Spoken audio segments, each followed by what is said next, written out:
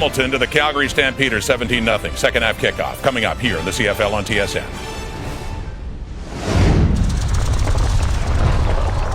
Think about Hamilton. The last time they trailed in a game like this, 27-1 Labor Day in Hamilton against the Ticats. In Hamilton today, they trail the Calgary Stampeders 17-0. Not a good first half of football, as everybody's talked about, for Trevor Harris. No, he struggled in a big way, and it wasn't just him. There were some penalties. I mean, that was a poor choice, as Chris Schultz mentioned at halftime. But missed some receivers that were open, and then had open receivers who also put some on the ground for him. And his coach, Scott Milanovic, got up in his kitchen and was letting him know that it's not acceptable. I think, you know, Jock Climby mentioned that he'd pull him right now. I think you're going to see him in another series now. Short leash, though, perhaps. Perhaps. And Ray was warming up and throwing a little bit, but he's still strapped up. Yeah, but he still has the jacket on. And Ricky Ray is available. Jim Barker told me before the game that if something happened to Trevor Harris, if he got nicked, it would be Ray that would go in. So he's available to play. But I think you're going to see Scott Milanovic let Trevor Harris go out there and try and snap out of this. Again, unforeseen circumstances early on for the Argos. Again, their offense did not get going, but they also had a punt return that was returned because of penalty. A touchdown that taken back, and also an interception early on. Deontay Spencer tackled near the 27-yard line. There is a penalty flag back at the 40-yard line. It was in the area where they kicked the football. It was offside. They might have to do it again. So we'll see how this plays out here in the second half. Calgary, number 34 on the kickoff. It's a 5-yard penalty for a re-kick. Torrey Harrison, they're going to re-kick this. From the Argos' perspective, you want them to re-kick this, get lined up and kick it again while they're still breathing hard, that cover team, the Calgary cover team.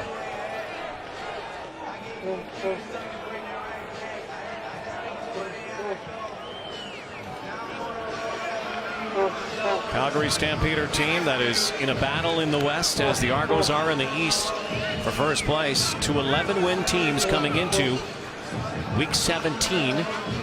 Eskimos playing later after this one against the BC Lions.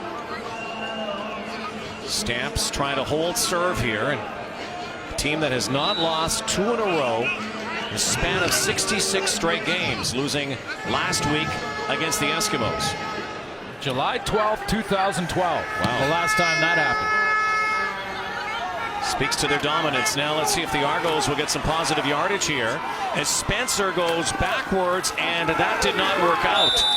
They had better field position before the penalty. So Harris always takes those last second warm-up tosses. He needs to get his pass game clicking. 7 of 17 for 66 yards and an interception, 41%, nowhere near his league-high completion percentage. Whitaker just 3 touches. So that's the start. Start with Whitaker, build the offense from there, eliminate the penalties. Had a few dropped footballs as well, as receivers didn't help him out. Maybe they'll try to use some bubble screens as well.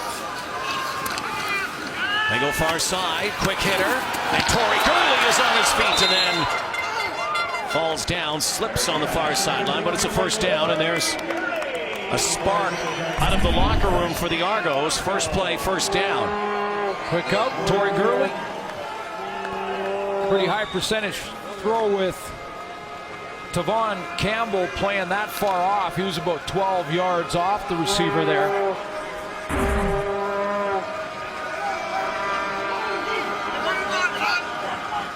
Anthony Coombs in motion with Chad Owens. Looks for Owens, and again another ball that's thrown behind Chad Owens, and just off that rhythm, off his precision, which Trevor Harris is known for, throwing through very tight windows. Well, this is where Owens, I'll show you where Owens has got to get the football right now.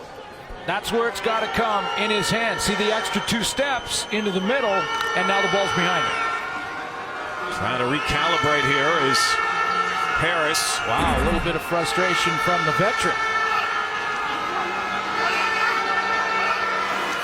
2nd and 10. Here comes the heat again. Harris is going down. Penalty flag, likely a holding call here.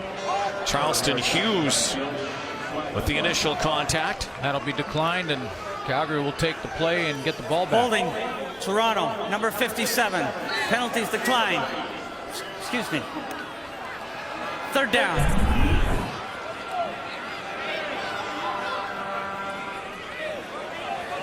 Charleston Hughes up at the top. He's going to go inside there on Tyler Holmes, and Holmes gets the holding call. Decline the penalty, and once again the Argonauts are off the field offensively quickly. 10th sack of the season for Hughes. Jamal Westerman from the Winnipeg Blue Bombers has an even dozen. Oh, loose football. Could be the Argos. And if they needed a break, they got one right there. Matt Black pounced on it. And the Stampeder team that is without Tim Brown right now. Anthony Parker takes it off the shoulder pad, and the Argos have recovered the football. Black gets there and just scoops it, and you're right, Rod. I mean, you never know where the spark might come from, and it may come on the special teams. A big turnover, giving your quarterback real good field position in the score zone. Let's see if Trevor Harris can take a little of that momentum and translate it into some first downs here. This is the furthest they've been downfield, the Toronto Argos in this ballgame, to the 30, thanks to a turnover. Play action to Whitaker. Here's the rush again. Freddie Bishop missed. Harris chucks. Caught by Spencer near sideline. Down inside the red zone. Close to the end zone. At the 7-yard line, the Argos will go 1st and goal. You know, we've seen at times Trevor Harris throw the odd interception. We've seen him go through some peaks and valleys, and he's always fought his way out of it. Maybe that fumble recovery has now got him into that fight mode again, because he made the move to buy himself some time. Back shoulder throw on the sideline, the accuracy there. Glenn Love needed a ball call, but Deontay Spencer comes up with Argos #1 in the CFL in the red zone. Harris looks end zone for Spencer. play. Great coverage right there. Yeah, Jamar Wall was step for step. I mean, this was, it looked to me like Spencer on this corner route had it, but Wall closes, and then he shoots that left arm out on a blind turn. That's a blind turn by a DB. He bit on the post route, blind turn back to the corner, and got the left hand in there. Down 17, early 3rd quarter. The Argos trying to find the end zone. Some points off a turnover. They try it again. Jump ball for Gurley. Did he make that catch? Yes, he did. It's a touchdown. Oh, my. Ridiculous catch from Torrey Gurley. Chad Owens, you may have some company here. Not sure if it was the one-hand stab, but it was a beauty as he lays out down the left corner of your screen. Looked like their feet got tangled, and on the way down, Gurley hangs on, gets the arms underneath it. To get the arms underneath and not trap this football. Let's see, we'll get a good look here. Whoa, very close. This is outstanding concentration. His hand was underneath the football. It looked like it bounced off that gloved hand. Yeah, and the forearm as well. The ball right around the previous forearm scoring there. play is under review by the command That is center. so hard to see. They'll look at every scoring play at the command center. Argos have lined up for the point after. Kim Murphy awaits word if this is a catch. You're going to take a good long look at this. Here's a different angle you haven't seen yet. See if that ball underneath him anywhere touches the ground. He had the left arm underneath the football. There was a little bit of a bounce or a pop-up of the football, but right there, yeah, you're wondering if that was the tip of the football or is that his elbow? Was his hand underneath there as well? That's so hard to see. And again, the evidence has to be absolutely conclusive. The call on the field is touchdown. Yeah. And I'm sure there's some. That's all I do. I'm a touchdown, mate. Sure, there's some Calgary fans in their big HD 55-inch screens that are saying, well, you might be I think right. I saw that bounce. Touchdown maker, Tory Gurley. Well, what made it such a great catch, Rod, is he's going down. He was tripped up there a little bit and was on his way down. All right, in high definition, here it comes one more time. Enhanced it. We blew it up for you a little bit. Now the arm. I think it bounced off his arm. Bounces off the arm there. Does it twist and touch after this play, Right though? there. See that right there? Well, you have to see it, though. You can't assume it's touching the ground if you don't see it. Oh, boy. I'll tell you what. That right there is... Now, I'm wondering about this one. Zapruder-like. I'm telling you, that is... Back and to the left? I don't know. But again, you have to have... It's almost like the baseball game where the player's foot is off the bag at second base. Can you exactly determine if that ball hit the turf and it wasn't touching part of that arm? That's what I mean. The command center, and I've talked to Glenn Johnson, the head of officiating, about this. The command center will not assume by the angle of the ball or something like that that it had to have touched by the way the ball looks or something like that. They're not going to make that assumption. They will either see it clearly touch or not, and that's how they make the ruling. But this has taken a long time, so you can tell how close this one is. Tory Gurley continues to look up at that big screen as well, and maybe even in the back of his mind, he's wondering if he indeed made this catch. Now you have to see the ball hit the turf. Do you see the ball hit the turf? Right there, possibly. That's an enhanced look from the other angle. All right, go on a limb there, Suter. Let's go. What are you calling? What are you thinking? What are you thinking? If you're in command center right now, what are you thinking? You know, I honestly think the tip of the football touched the turf from that behind shot. But I'm not sure we can see it. I mean, it looks like it had to have by that angle. But again, After review, it's been determined by the command center that the ruling on the field stands. It's a touchdown. that's what I mean. That's what he told y'all. It's a catch. That's what It's a touchdown. It looked like the ball should have been touching the turf by the angle it was on there, but you can't make that assumption. You got to see it, and they didn't see it. They can't hold that dog down. That's up there. Top 10 catches of the year, I think, from Tory Gurley. That is a big one as it stands, and the fumble recovery, 7 points off a huge turnover. Tory Gurley's 10th touchdown of the season. The Argos are on the board finally. Down 10, down the road in Hamilton. Wow.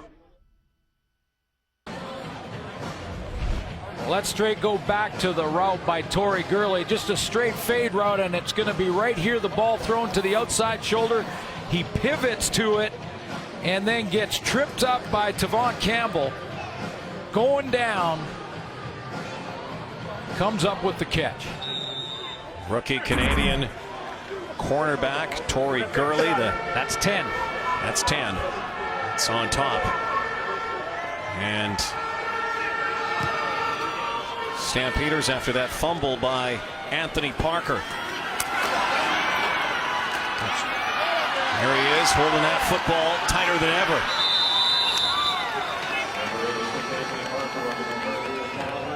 And we have received word from Matt Shinetti on the sideline that Tim Brown will not be back. So Anthony Parker and perhaps a return unit by committee will handle the load the rest of the way. It's really been a concern. If there's any real blemish to the Stampeders, again, they're 11-4. It's been their return game this season. And the fact they've also given up 5 returns for touchdown. Yeah, I was going to say their cover teams have been a bit of an issue as well, but so now Bull Mitchell looking to answer. Sun casting some shadows on the far side of the field. Wind has died down considerably. Argos, deferring to the second half, will go with the wind in the third quarter. Bull Mitchell just throws it out of bounds.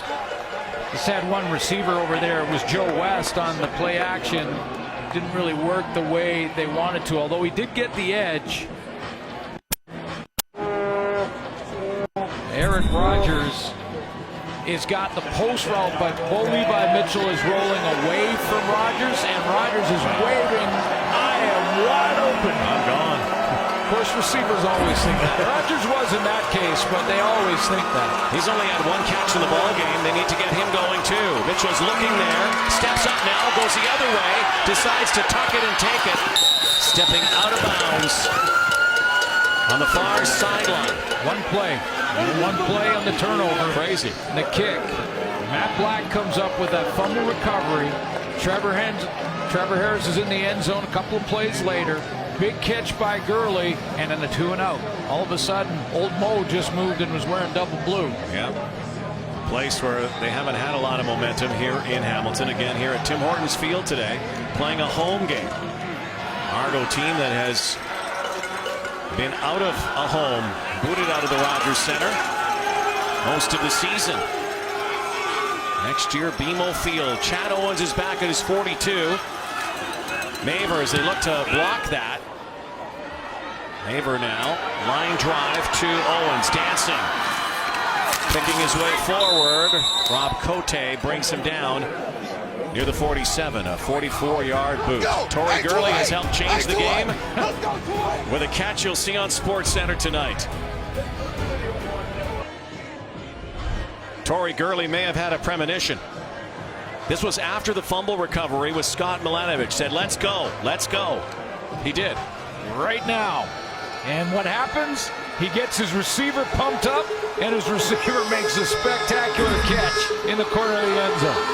So the Argo offense capitalizing on the turnover, down 10. Finally ignited. Chad Owens over the top, will be very close to a first down.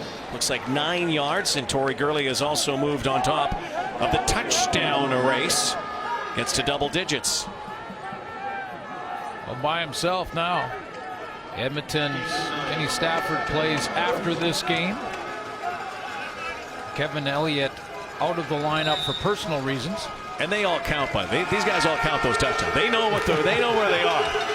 They've created a competition among themselves in practice. Adrian McPherson, backup quarterback, third-string quarterback, in fact. Short yardage guy comes in, former Alouette, plunges forward, gets the first down. Chess match continuing here, and this Calgary defense did such a good job in that first half. And a lot of the credit, as always, goes to the guy they call the mad scientist. Yeah, he can mix it up. I mean, he throws a lot in that cauldron and then just stirs it up and see what will come out of it. I mean, Deron Mayo's done such a nice job replacing Juwan Simpson in the middle. Rick Studler, the defensive coordinator, at one time the head coach of the Argos. A little turn, delayed draw for Anthony Coombs, who's in the backfield. Position he played in CIS football at times with the Manitoba Bisons. 5-yard gain. You know, his defense is unique. He runs a lot, some match coverage, which is sort of half and half zone, depending on what the receivers do. He can rotate and sometimes just play some zone, be patient on teams, and he doesn't worry about sending pressure at times as well. Sack from Brandon Smith this year, so it'll come from the secondary. 2nd and 5. Harris hangs in again, and sideline for Spencer. High steps down near the 32-yard line. Another big play again for the Argos. Whatever was said in that Argo locker room, which is not really an Argo locker room, by the way, it's a visitor's locker room. Even though they're the home team, if you can figure that out, it's working.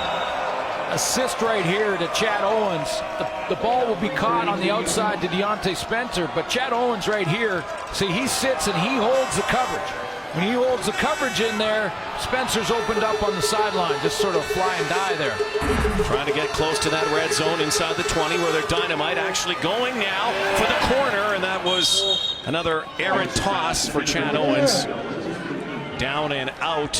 That was more out of bounds. Well, you could see that Scott Milanovic was fired up when he got Torrey Gurley going. and then he catches the touchdown. So part of it was the halftime speech. I think part of it was just the play. Play made by Matt Black on the fumble recovery on the kick. And it's been Argonauts since then, yeah. They've sprung to life here in this third quarter. Trying to get a grip on first place in the East. Chad Owens now as Deron Mayo chases him down and rips him down at the 25-yard line. He's going to be about 3 yards short of a first down. Sometimes that strategy, especially for a guy like Chad Owens, works well, where he puts the brakes on and he hopes the tackler that's chasing him will fly right by him. What a play by Mayo. And Mayo doesn't let it happen. If Owens this time just tries to keep in the same direction as he's running towards that sideline, here he comes right in your screen. If he keeps going, he might turn the corner, but he tries to put the brake on, hoping that Mayo will go by him. And look at this, the Argos, third down and about 3, long 3, are going for it here. Down 10 with plenty of time left in this game. Harris batted, look out. It's picked off by Glenn Love, who laterals it over to Josh Bell. That's an interesting call. One they're going to talk about now. There's a penalty flag back at the 30-yard line. We'll see what this is about. Love makes the pick, laterals it over to Bell. The ball was batted at the line of scrimmage. It looks like it's going to be Calgary ball. We have clipping, major foul, Calgary, number 32. 15-yard penalty from the point the ball was held, first down. Well, Scott Milanovich wanted to keep the momentum going, but it gets snuffed out by the Stamps. Batted up. Picked off. Yep. Time to check in with our sack tally, brought to you by Purolator. Tackling hunger, a promise we can all help deliver. 3 for Calgary. They take the lead over Toronto and then just follow Ottawa. Freddie Bishop has one, so does Charleston Hughes. So they're at 10 on the season apiece. 20 between the two bookends for the Calgary Stampeders. Raw motion on that sideline. We apologize for that shot we had on the sideline earlier, but that happens in the middle of a ball game at times. You know, interesting decision by Scott Milanovich, and you know, it's one thing to, because it didn't work, say you should have taken the points. I think you would have taken the points. I would have taken the points, yes, but I've seen him do this before, and he tries to inject life into his team, give them confidence, get fired up and say, guys, I trust you, let's go get it. And I've seen him do it. This time it could backfire if Bo puts together a drive here. Again, they had a lot of momentum. Seized right back by Calgary. Mitchell has tons of time, and over the top, Eric Rogers has his second catch, and it's the biggest offensive play of the game for the Stampeders. Down to the Toronto 35-yard line, a 49-yard romp. Eric Rogers, who is Mr. Yak yards as well, sprints out, puts them into instant scoring position. Toronto is trying to get Greg Jones underneath this throw, but it's just too far for the big middle linebacker to get to. Double layered in routes or post routes there. Marquay McDaniel a little shallower than Eric Rogers. He's over the top. The timing and the throw, bang on. Great protection again for Bo Mitchell.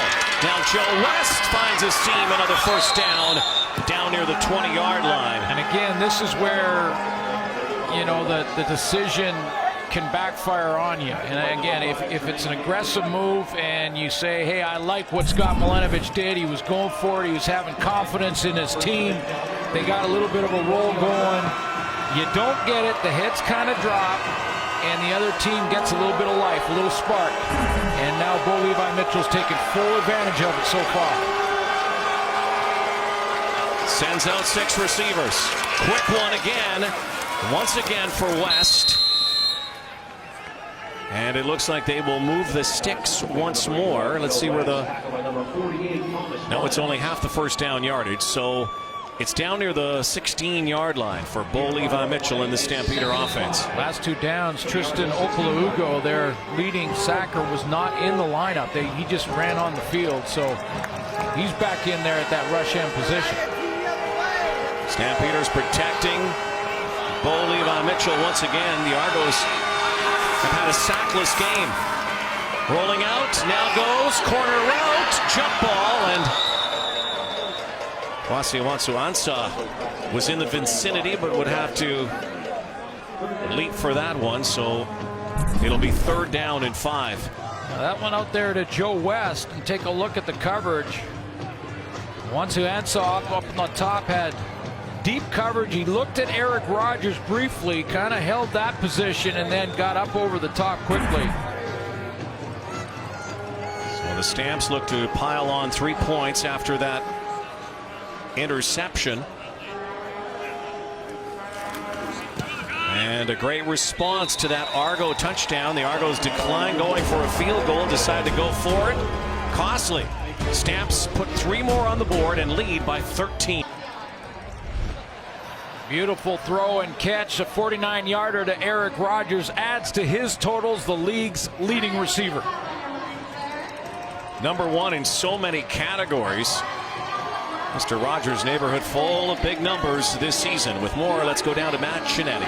Absolutely, Rod. The 49-yard catch just adds to the resume that Rogers is building, and it's becoming maybe an MOP resume. We asked him before the game if he's hearing the chatter, and he smiled and said, my teammates are starting to let me know what's being said in the press, but really, for me, I just want to be boring. I don't really care about the awards. I just want more yards, just be boring and have more yards. And we asked Dave Dickinson about that, and he smirked and said, yeah, that's just the way Rogers is. He just wants the receptions, just wants the touchdowns, but doesn't really care about the spotlight.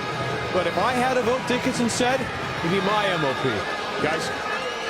Eric Rogers, you're not boring, man. He has become a sensation this year as Jared Zaleski. You know, he did it in school too. It's Cal Lutheran and holds the record there for TDs with 41 season yards and receptions, and you know, he had a touchdown in his senior year in every single game but one.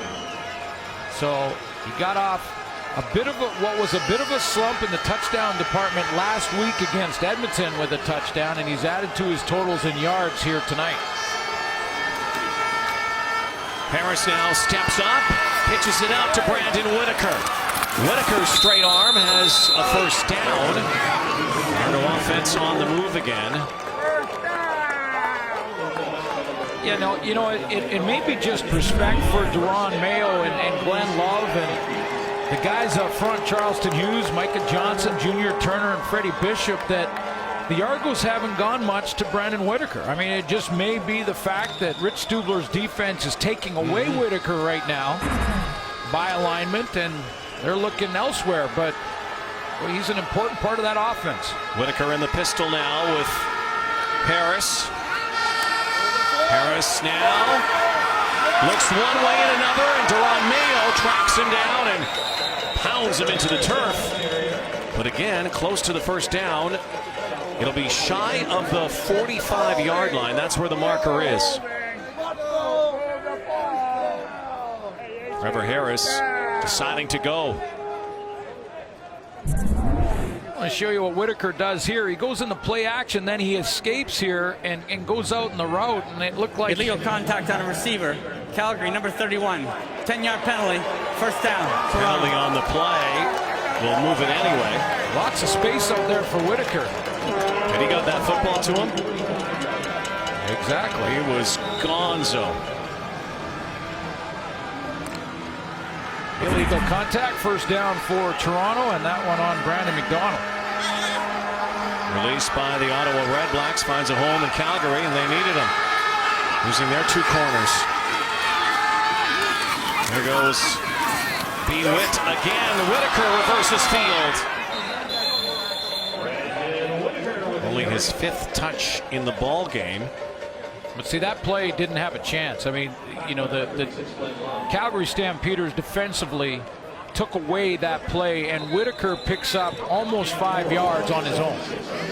Those are not numbers we normally associate with Brandon Whitaker. Last week, Montreal 99 yards rushing on 17 carries. Second best game of the season. So he was hot in the last 2 weeks for the Argos. So that is a surprise. But again, it's a good defense. Now it'll be 2nd down and 6. Likely a throwing down again for Trevor Harris. Inauspicious start in the first half. Nowhere near his percentage. Trying to keep this drive alive, and the catch is made by Hazelton on the near sideline. A clutch catch. Harris finds him. Yeah, it was. Vidal Hazelton has to look through the possibility of Brandon Smith getting his 2nd pick, and the timing just right for the Argos, because Brandon Smith cut underneath that throw and just missed the football. And oftentimes that will distract a receiver enough that he'll drop it. Not that time. Again, the Argos getting close to that 20-yard line. Their magic number 1 in the league, inside the 20. Harris has to step up and go again. Shoestring tackle once again. Micah Johnson brings him down. Another throwing down coming. Another 2nd down conversion coming for the Argos. Nice pickup here by Brandon Whitaker on Glenn Love, but pressure coming late. Last time in this area, again, they went for it on 3rd down. This is 2nd down, and did not get those 3 points they could have had, and we'll see how that figures into this ball game. Right now, they need a 1st down on 2nd and 8, final play, and Harris sidesteps a tackle and is in trouble and has to throw it, and that was a dangerous pass. Deontay Spencer, that could have been picked off, and Spencer took a wicked lick. Last play, 3rd quarter. It'll be 3rd down again. This time I'm sure the Argos are going to take the points. They got some points off of a turnover. Key one. Their only points of the ball game so far. Calgary leads 20-7 heading to the 4th in Hamilton. At Safeway. It is a game of numbers, they say, as we welcome you back to Tim Hortons Field. The big number, Calgary 20-7 over Toronto.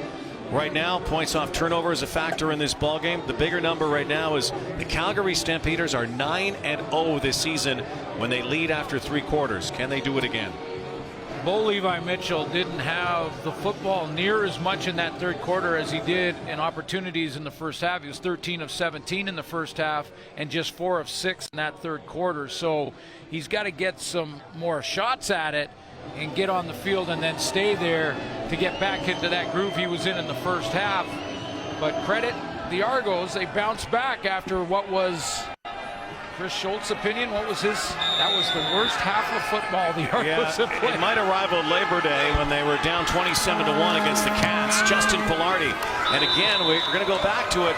That decision to not take the points. Could be a 20-13 game right now, but there still is plenty of time left in this one.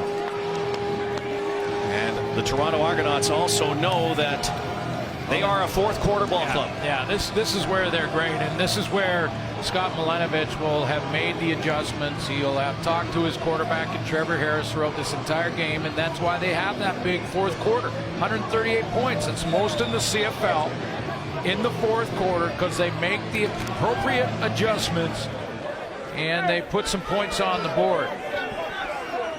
Justin Pilardi, who signed by the Argos, was actually coaching bantam football in Truro, Nova Scotia. He's found a job here, and there's Eric Rogers once again. This is a guy, Suits, you talked about. All he does is score. 44 to 45 games in college, what you said. Yeah. 27 touchdowns in 9 games in the Arena League.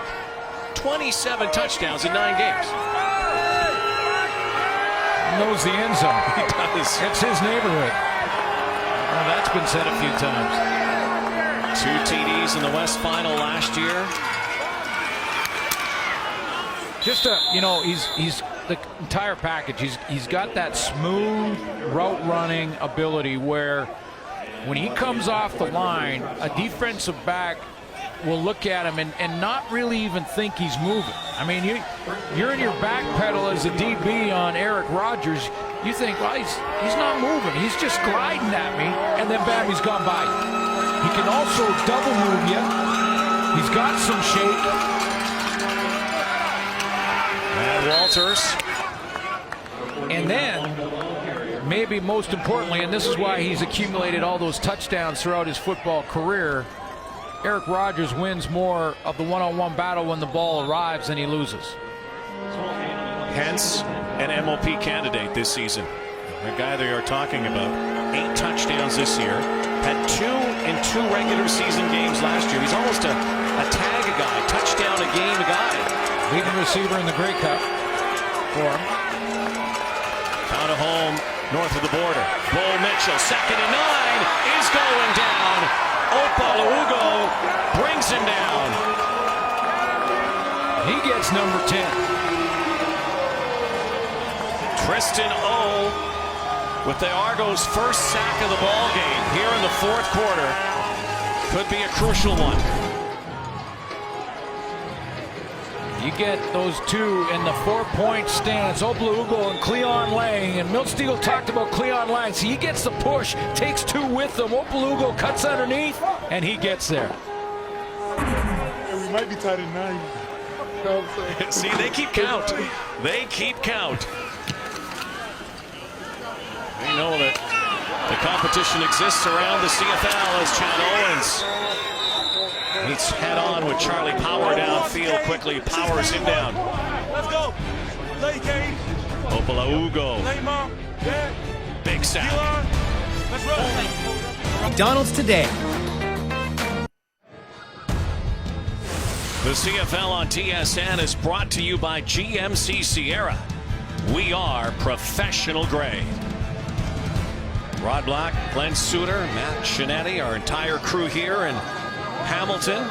Relocated game for the Argos. This bizarre season. Another penalty on the return team for the Toronto Argonauts puts Trevor Harris in a hole. Long field again for the Argos. 4-man rush. Harris. Oh, Junior Turner just dusted him. Big sack for the Stamps again. Unbelievable swim move by Junior Turner in the middle.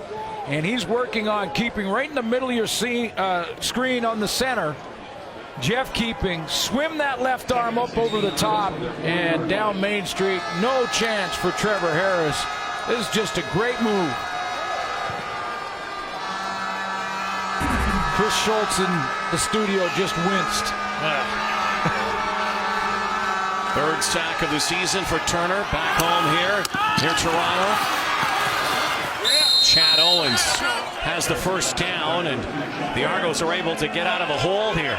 Actually looks like he's short of the first down. After that last pass rush by Junior Turner, look what happens here. You're going to get a little help out of Wayne Smith. He's going to see that he's got no guy in front of him, so he comes down and chips on Turner to give Jeff Keeping, his center, a little bit of help and keep him out of that backfield.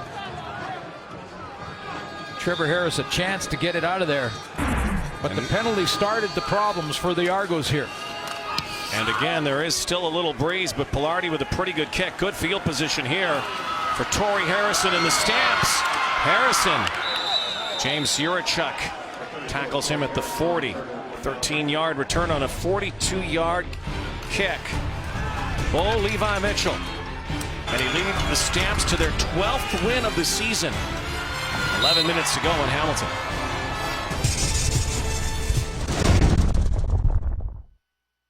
You can trade online at collecttowin.ca. Pink power prevails in the CFL this month. Further support this weekend's CFL Pink broadcast. Visit cfl.ca/pink to find out how you can help raise funds to tackle women's cancers. And what an initiative. Players League. Wearing the pink. Under 11 to go here, Calgary. Delayed draw, Torrey Harrison, big run, almost lost the football. Greg Jones with the tackle close to a first down for Harrison. Yeah, he snuck through there. There was a small crease, and he got there. Like that pocket kind of collapsed around it. It was going to even take away this draw. It was a penalty on the play, waiting for the call. indication from the Calgary huddle is that Objection of conduct. Toronto, number 19. 10-yard penalty. First down. Calgary. Devin Smith will give Calgary even better field position. and it's official. Penalties have been an issue for Scott Milanovich's team tonight. Again, as Glenn mentioned earlier, last in the CFL. Penalties per game, way too many. Something they'll have to shore up. Opalugo shouting out the signal on the line for the Argos. 1st and 10 Stamps. Keep it on the ground again, and Harrison makes it so much easier on 2nd down when someone does that. Usually it's a guy named John Cornish, not in the ball game today. Torrey Harrison's helped out. Sometimes, Rod, it's penalties, overall yards that you're penalized that is the problem, and you just get too many of them and the yards are adding up and giving the other team too much field position advantage. Sometimes it's the timing of the penalties. I think that's been the problem for Toronto. It's not necessarily been the amount, it's been the timing. Toronto only has 55 yards and 5 penalties, but one of those penalties took a 98-yard touchdown off the board. Mitchell. Again, this Torrey Harrison drive. What a move to the pylon. It's a touchdown. Torrey Harrison dominates this drive. Punches it into the end zone. Boy, he puts a nice move on Thomas Miles in the open field. Bo gives him a chance to turn around, gets the ball to him on time, turn around early, and it looked like Thomas Miles thought he'd just run him out of bounds. And this is where Harrison puts the brakes on and lets the linebacker fly right by. You did see Top Gun, didn't you? Yes, I did. Maverick. Throw the brakes on and let him fly right by. That was one of those whoop. Torrey Harrison. Big touchdown. I hear you, Goose. And now again a one-point convert. Rene Paredes.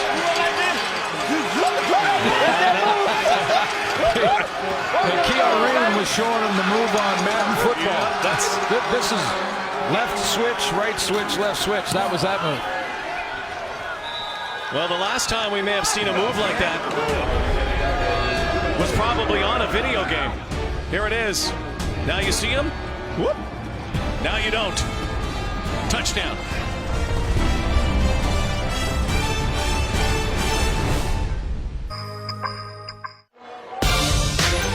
BMO Raptors preseason basketball on TSN continues Friday. The Wizards taking on the Raptors. Oh, we remember that, don't we? Live from Montreal. Catch it at 7:30 Eastern, 4:30 Pacific on TSN2. We're in Montreal tomorrow.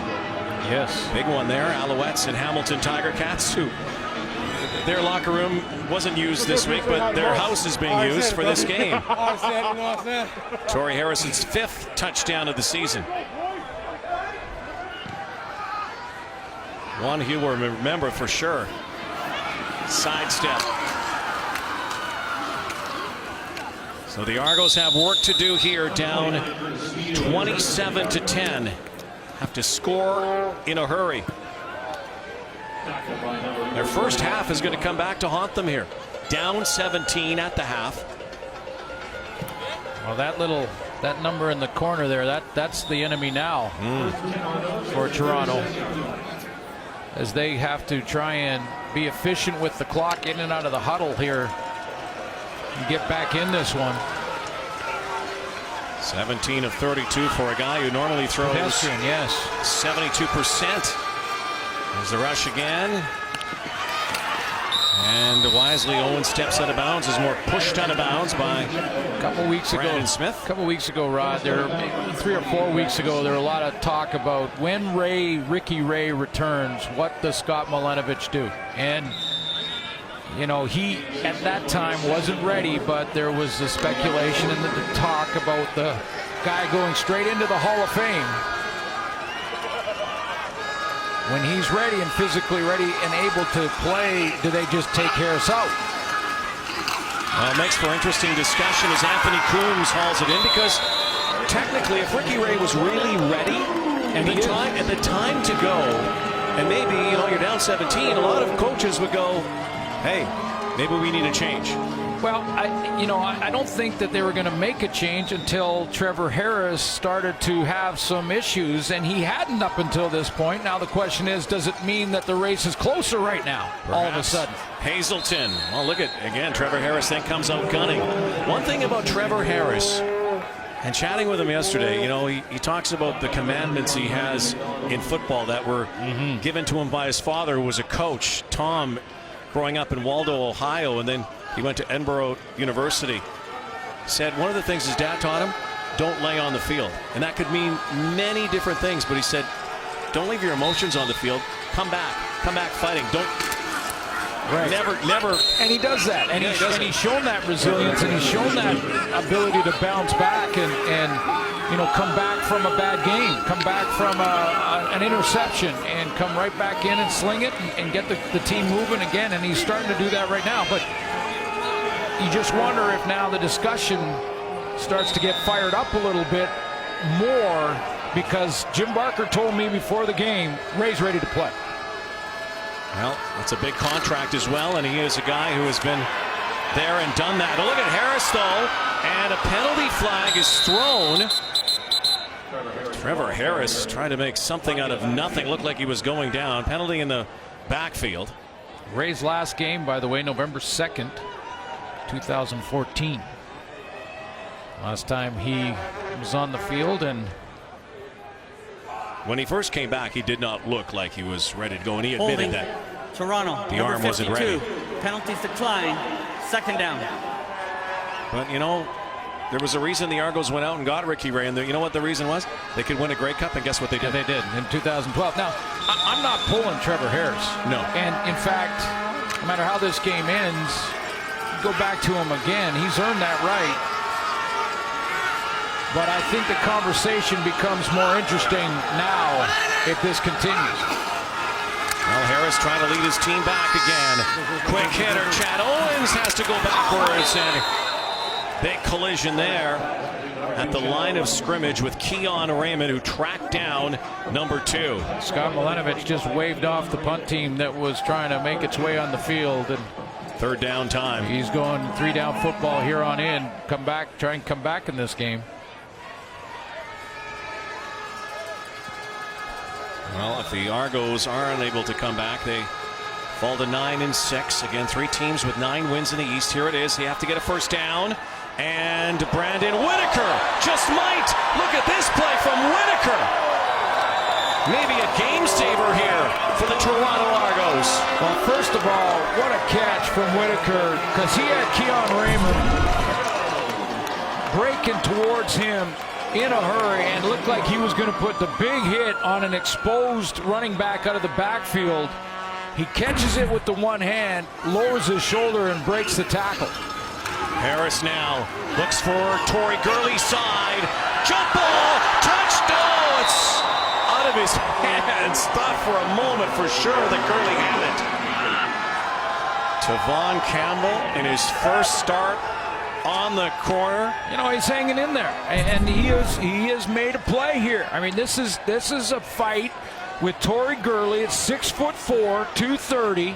Looked like Gurley had it, and he did, and he had him on the jump, and he kept fighting as he went down and ripped it out. Take a look as Gurley goes down, and that ball swatted away by the Rook. Again, a guy who was just drafted. Oleg. Take a bow. Now, this drive not over, though. Don't be surprised if Harris goes back to Gurley. He's looking over the top now, crossing pattern for Chad Owens, who's chopped down. Jeff Hecht brings down Chad Owens, who is still down on the turf and hurt and not getting up. Right around the knee area.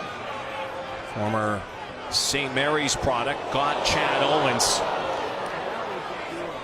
And he is in considerable pain. Crossing route, low tackle. Oh boy. Oh boy.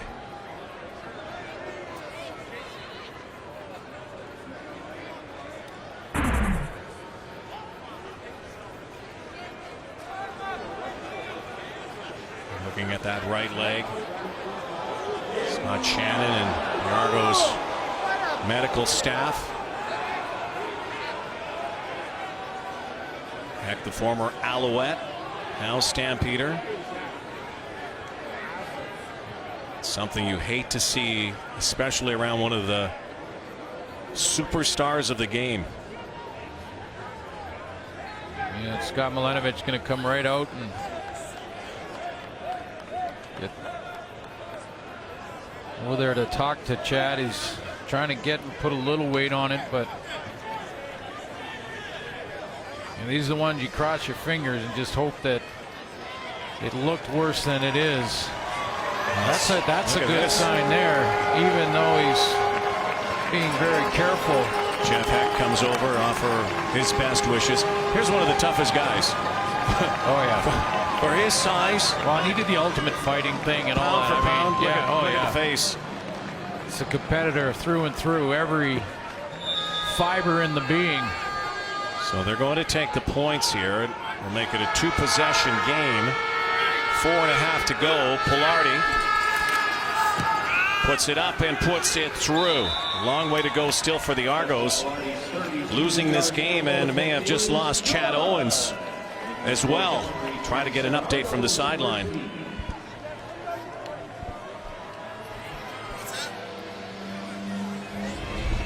Right after this one, BC Lions, Edmonton Eskimos from the Commonwealth as the Shaw Road to the Grey Cup continues. How about Manny Arsenault on the roll he's been on? Over 100 yards in the first half. Game they lost, ended up losing to Winnipeg. Big first half for Jonathan Jennings there. How about the consequences of all these games coming down the stretch? Absolutely. That's a big one too. Edmonton trying to win the division. BC trying to get in the show, get in the playoffs. Harrison, what a game he's had. Last year, the Eastern teams kind of stumbled to the finish line, and battles continued in the West. But really, it could come down to the final game of this season to decide who's going in what position. Right side of the offensive line there. Just pull up and open up a truck lane. But you're right, Rod. I mean, battle to win the division is still on in both divisions. Well, one thing's guaranteed in the West as McDaniel makes another catch and another first down is that Calgary and Edmonton both are guaranteed a home playoff day. Not sure if it's a West final or a West semifinal. The playoffs will be played in Alberta. We know that. But who in gets the East, in? Timeout. And can Montreal fight back and cross over the first time that would ever happen? 3:20 on the clock, please. You know, and a lot of people in this country and the experts across the country were kind of saying that the new king on the block is the Edmonton Eskimos, especially in the West Division, because they beat Calgary finally at McMahon Stadium. But I keep wondering, with all the injuries that they've overcome and a coach on the verge of his 100th victory, and how well this team is prepared, the defending champions, are they getting overlooked in this discussion as a team that can get back there? I mean, Bows look pretty good again tonight. Bows look pretty good all season, as a matter of fact. Eric Rogers, Marquay McDaniel. That's the problem when you are the hunted. At times. A possible combination of Jerome Messam and John Cornish down the stretch and into the playoffs. Yeah, the road to the Grey Cup in the West certainly goes through Alberta. Mitchell now, kill shot, and Eric Rogers. Are you kidding? He was too open. Oh, he was too open. Goodness, that was the deal sealer. And Eric Rogers, just after we propped him up with all the touchdowns again, this was a gimme. Well, he had too long to think about it. I'm wide open. How's it going? What's going on? Oh, it's not a beautiful day. That is. It happens to the best of them. That's what they call it, the not so highlight of the night. Well, you just had too long to think about that throw, and it couldn't have been any better. Bet she goes back to him. Sideline, looking for West.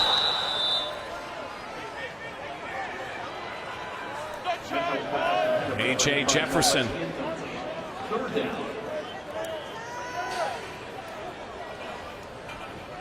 So they're going to boot it. 3-minute warning on the field. Chad Owens, that's a good side walking her along the sideline. Argos down 2 touchdowns. This would. I don't think John Huffnagel really concerns himself with numbers, but he's moments away from his 100th win. He would be the second fastest to 100 wins. Wally Buono, the all-time winningest coach, did it faster. 134 games to get to 100 wins for Wally Buono, and John Huffnagel gets it today at 142. Boy, what a resume. 2008 when he came back in the league, led Calgary to a Grey Cup championship led by Henry Burris. Wally got to 100 with Calgary, and Huff to follow, close to being blocked. Unless the Argos have some sort of miracle finish here. And again, Chad Owens out of the ball game right now. A.J. Jefferson. We've been watching Chad Owens walk up and down the sideline, and according to Matt on the sideline, he is refusing to go to the treatment table. Trying to bend that knee, walking back and forth. He's got a very sour look on his face as Rob Cote comes over. Yeah, once you get there and they put ice on it, that's it.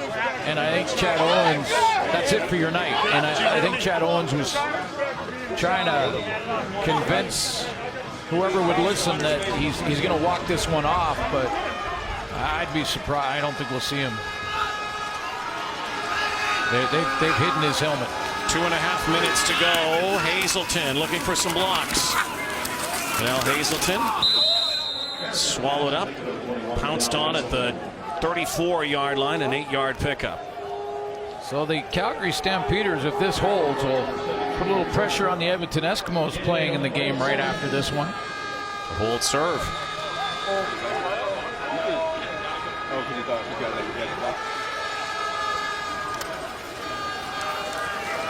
Harris is in trouble on 2nd and 2, though. He will move the sticks. Jonathan Jennings playing in that game for the BC Lions.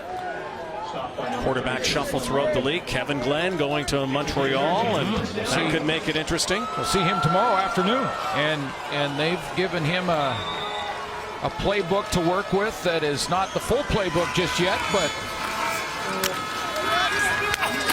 Hazelton again.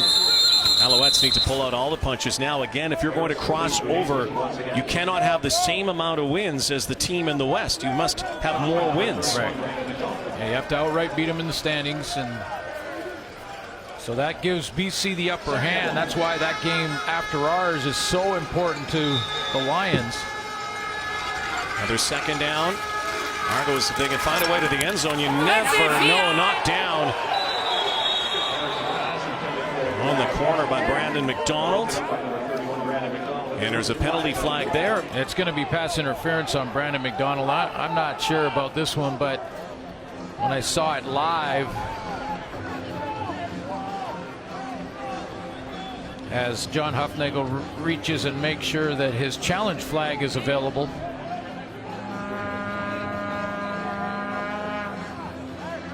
You know, it looked like he came in. Hazelton's just going to run a curl route in front of him. A little curl there. Pass interference. Calgary, number 21. 10-yard penalty, 1st down. The only thing there is that Hazelton did turn a little bit, and the reason I say that is you can, as a DB, you can put your hand around his back. You just can't turn him. And they are challenging this. Yeah, they're going to take a look at it. I mean, we could see it again, but you can have your hand on the back of the receiver on a curl route. And you can be, guiding yourself to knock it down with your hand on his back. What you can't do is grab the jersey and pull it off, or turn the receiver as you're reaching for the ball. So did Hazelton get turned by McDonald? I mean, this is not going to affect the outcome of this game, but we all continue to try and find consistency in pass interference. Well, there's been a bit of a gray area at times this season. In a 5-yard restraining area, the jam rule this year as well. Still a minute 41 to go. Now again, if the Argos can get to the end zone quickly. Calgary is challenging the ruling on the field of defensive pass interference. We'll review the play.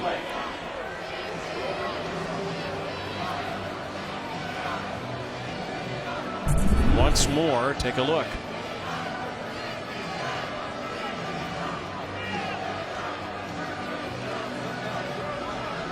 Man.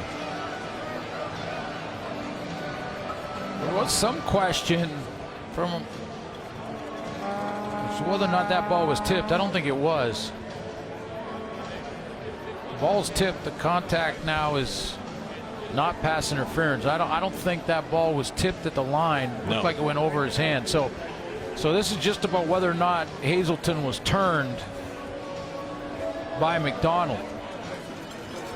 After review, the ruling on the field has been confirmed. Pass interference, number 31 Calgary.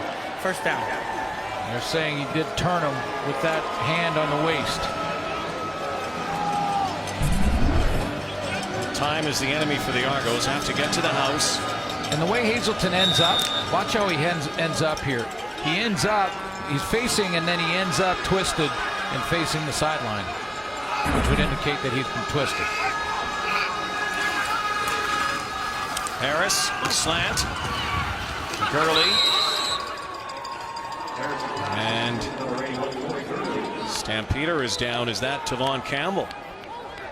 And he's quick to trying to get up. No, he's going to stay on his knee.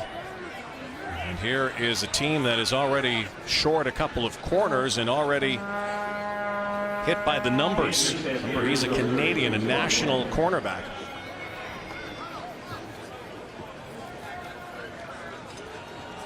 He jammed his hand when he brought Gurley to the turf.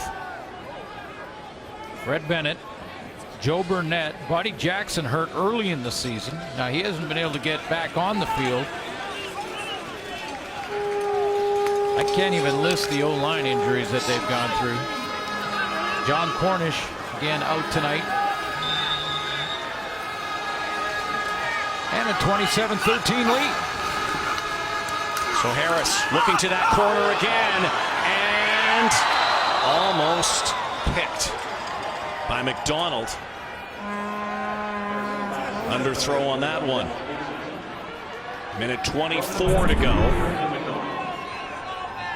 Marcel just had the wideout out there, Vidal Hazelton, and one-on-one on Brandon McDonald. You mentioned it off the top. I know we've talked about him and his penalty issues in Ottawa, and it's funny that Marcel Desjardins, the general manager, said it was never about ability for Brandon McDonald.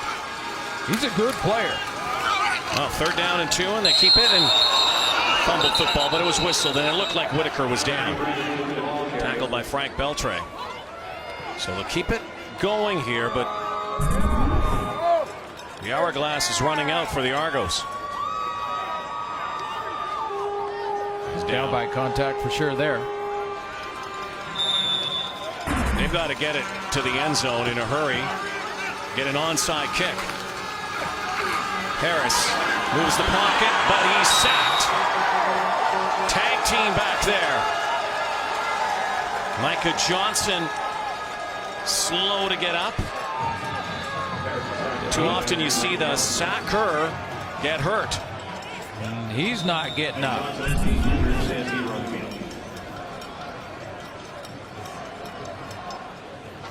There's Toronto. There's the two guys involved. Micah Johnson, the first I circled, and the inside. Charleston Hughes up top. They'll meet at Trevor Harris, and is it Hughes that just dragged his knee?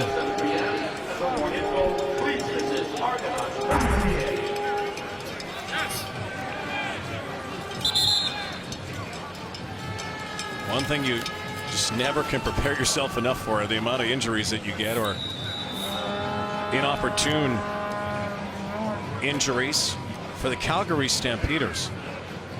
Almost in every position except at quarterback this season. You better knock on wood when you say that. Yeah, they've been hammered. They've been hammered by the injury bug. Okay.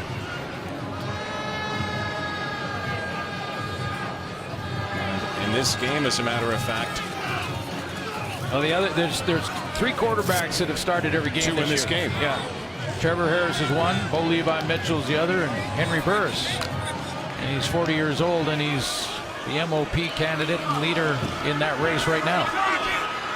Another 370 last night. 2nd and 20 after the sack. Here they come again. He's got to step up and sling it. Hazelton, and it's picked. That is it. Brandon Smith. A couple of big plays defensively today. Another interception thrown by Trevor Harris, and we can kiss this one goodnight. Definitely catchable ball. A little bit behind him, but definitely catchable for Vidal Hazelton. Catch that the first time, and Brandon Smith doesn't have a crack at it, but he keeps closing. And remember, that's his 2nd of the night, as you mentioned. He'll drink to that. The first one was a huge one early in the ball game as well.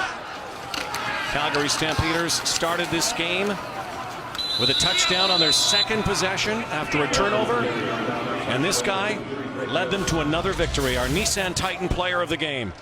Well, you know, he got off to such a great start. 147 yards passing in the first half. Used all his targets. Marquay McDaniel was the first half guy. Then he went to Eric Rogers, the leading receiver in the league.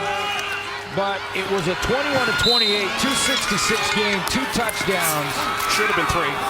Should have been 3, and he should have been over 300. Yes. If Eric Rogers doesn't drop a sure touchdown throw when he was in behind coverage. And they won't throw it now because there's 30 seconds left. So, Bo Mitchell, you are the Nissan Titan player of the game, brought to you by Nissan, official vehicle of the CFL. And you know, every week it seems there's a different narrative surrounding the MOPs. Yes, Henry Burris has been a constant in the East, along with Trevor Harris, Eric Rogers as well, but can't forget about this guy.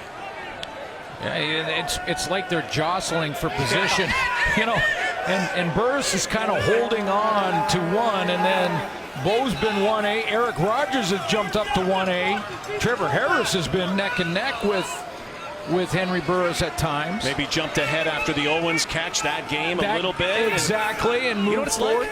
It's like the election.